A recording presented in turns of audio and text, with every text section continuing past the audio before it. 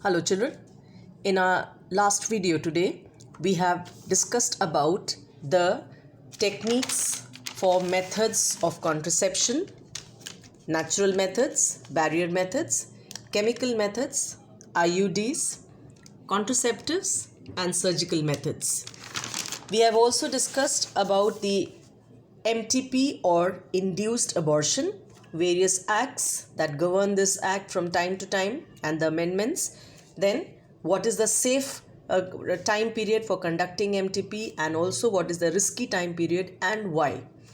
At the same time, I just introduced three more terms of the meaning for surrogate motherhood.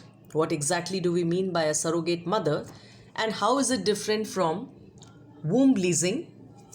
And also the third situation was embryo donation. And we saw, children, how these are like boons for those couples who cannot bear their own normal children, right? So that is why these come under ART or assisted reproduction technologies. Today we are going to discuss this table. We'll talk about four methods of ART: IVF ET, GIFT, AI and ICSI. We'll talk about each in detail one by one. Just now we're starting with IVF ET. Full form, it is in vitro fertilization embryo transfer. In other words, we also call this as the test tube baby. I'm sure you heard of it. This is a technique of fertilization of an ovum which is being fertilized by sperm outside the body, and that is why the term vitro comes up. Vitro, as I told you last time, means in glass or something that is outside the body, right? So what is the procedure of this? Let us see first for test tube baby before we come to the types of it. Let us see. There are very simple hand flow chart of this I have presented, and I hope you'll understand. The procedure of a test tube baby is under the systematic pattern. The first thing is that various types of drugs are administered to the mother for super ovulation. What does super ovulation mean? That development of several ova will take place at the same time. This is what we mean. And this is done under the effect of drugs. Alright, once again, the first step in test tube baby formation is that medicines or drugs are given to the mother for production of many eggs at the same time, and we call this as super ovulation. Now what is done is, just before the ovulation, that is just before the discharge of ovum from the ovary, many oocytes are retrieved, that is taken for the work. And number three, what is done is these oocytes are placed in a culture medium. You can see this Petri plate where they are introduced into culture medium, and the entire thing is kept into an incubator, right? And this is done for 4 to 6 hours. Why incubator? So that the required amount of warmth and temperature can be given. All right. Coming to the next step, the eggs, they are removed from the incubator, and now they are allowed to fuse with the semen, right? So I'll remind you, children, the difference of the word sperms and semen. Sperm is the male gamete. We all know it, right? This is the male gametic cell.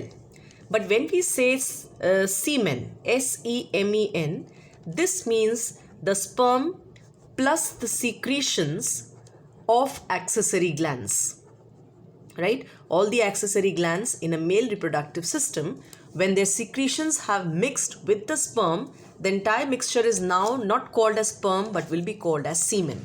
So here what is being used is the semen, which is purified, washed and in a concentrated form, and this contains around 50,000 to 1 lakh functional sperms.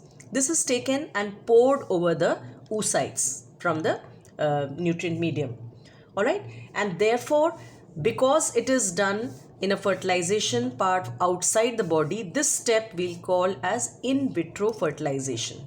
I hope half of this you have understood. Let us start once again. This is very important that you understand, children. So let's revise once again. Drugs were administered for super ovulation. Many eggs were formed at the same time.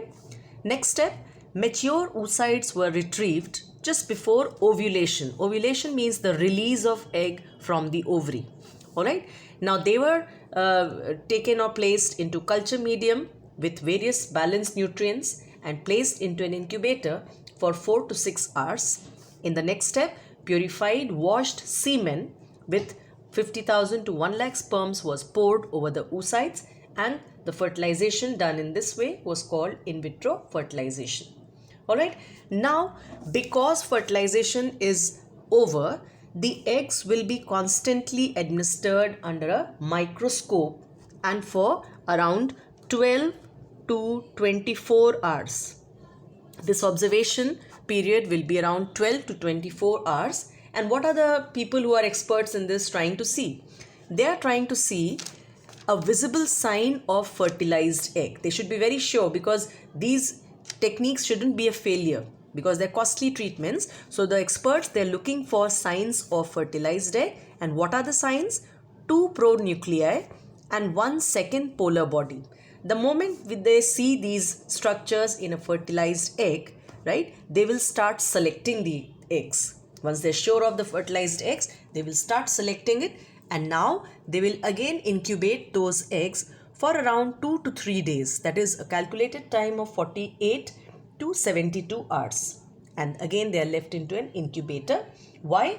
Because at this stage the eggs start undergoing cleavage or division, and they reach various number of cells. For example, when they reach 32 cell stage, the fertilized egg starts dividing, and the moment it is reaching 32 cell stage, this will be now used up further, and the woman will be implanted with this egg.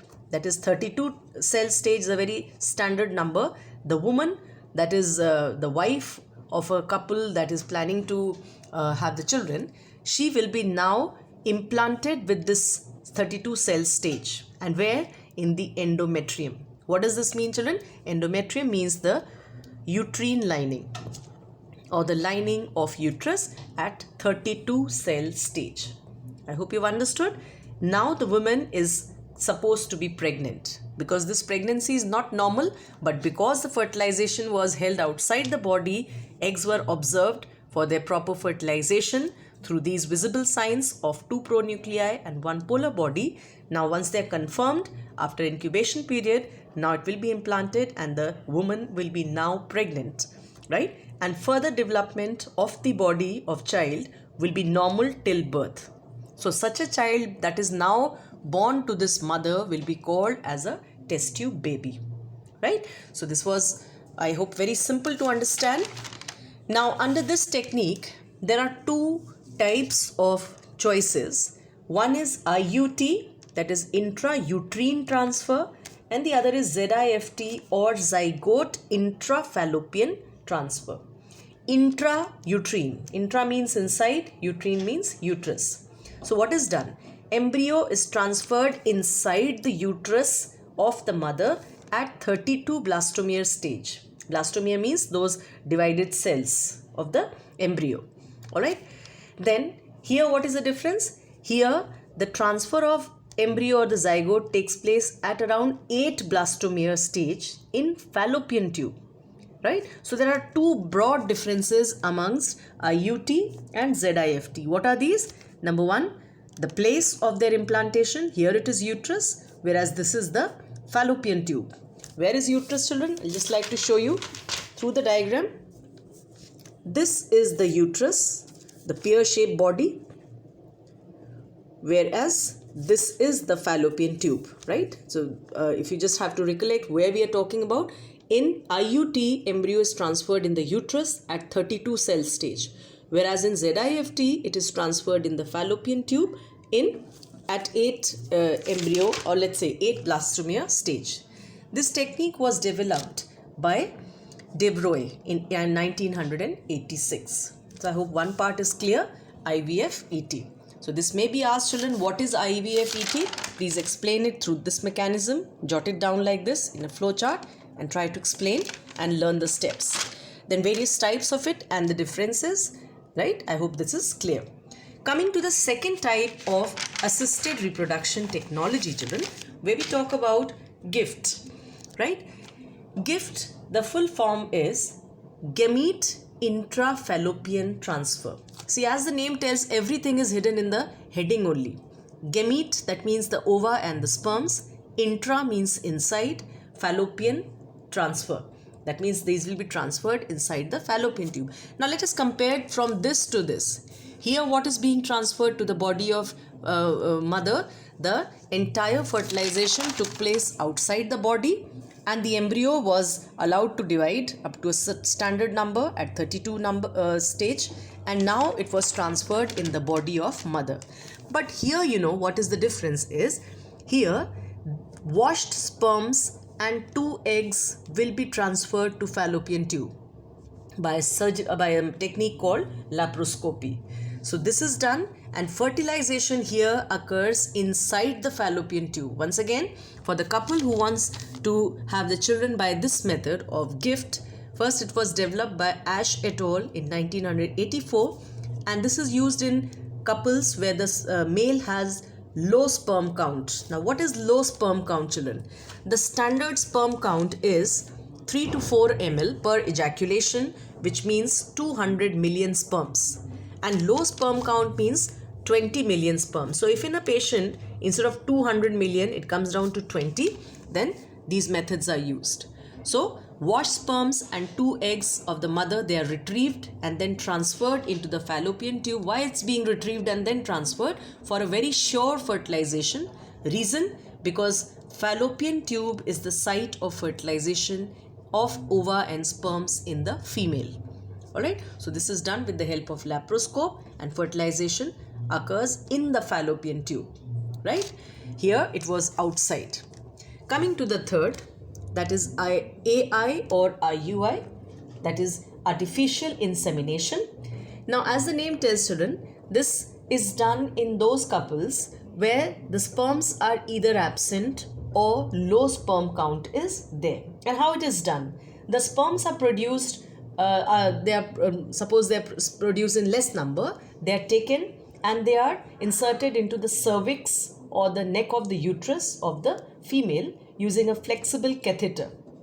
In this case, they will travel into the fallopian tube and get fertilized. In some cases, donor sperms are also used if the male is sterile. Sterile means if there are totally no chances of production, then donor sperms are also used, right? And in this method, why it is recommended?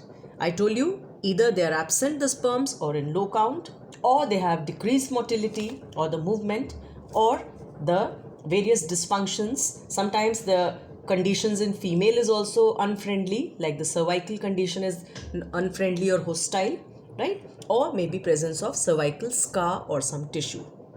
And coming to the last, that is ICSI, intracytoplasmic sperm injection.